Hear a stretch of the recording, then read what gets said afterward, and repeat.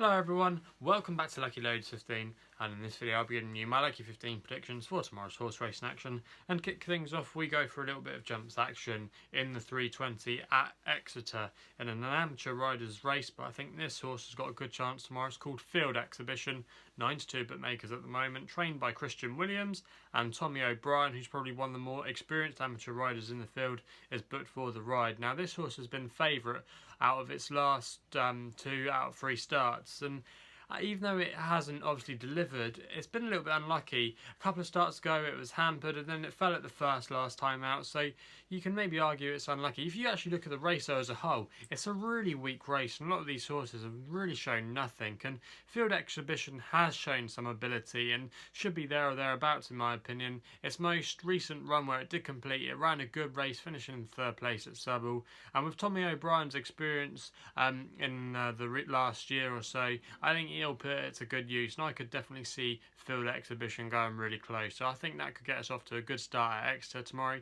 We then go over to Ireland to Gowran Park for the 4:15, and I like a horse here called Bona Fide. Very interesting runner this one, 6-1 bookmakers at the moment, trained by Dermot Weld, and Declan McDonough is booked for the ride. Now this horse won on its debut at Gowran, really nice style, then went to a handicap and could only manage 5th out of 7 that day, but it was favourite that day as well. But I think maybe the reason we haven't seen this horse is because of the ground, and beat by Frankel with that sexy pedigree. A lot of Frankel's offspring do like a little bit of cut in the ground, and that's where they probably go better. So I think they've been waiting for a little bit of ease in the ground, and with it being described as yielding over an island tomorrow, I thought this horse could go really well. Still only 3 years old, unexposed, lots to like about this horse. Thought off a mark of 80 it could still be really competitive, and maybe could be a listed horse maybe for next year. So maybe it could go really well tomorrow, lightly raced, and I think that one could maybe surprise a few. So that's going to be the selection there.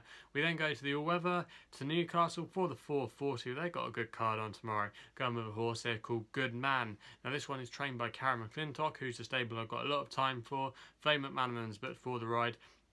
Now this horse off a mark of 49 is actually quite lightly raced for a 5-year-old.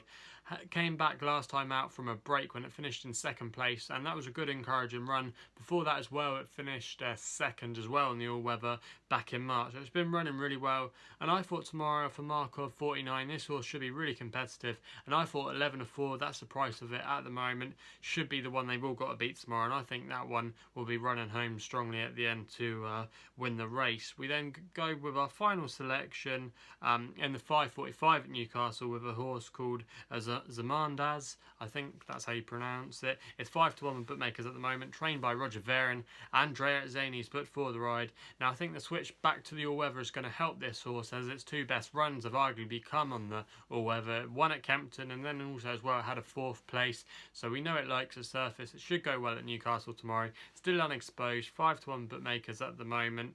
Can definitely probably forgive its Nottingham run last time, and I think really this horse should go really well. Roger Varon's stable as well in good form, operating at 22% strike rate.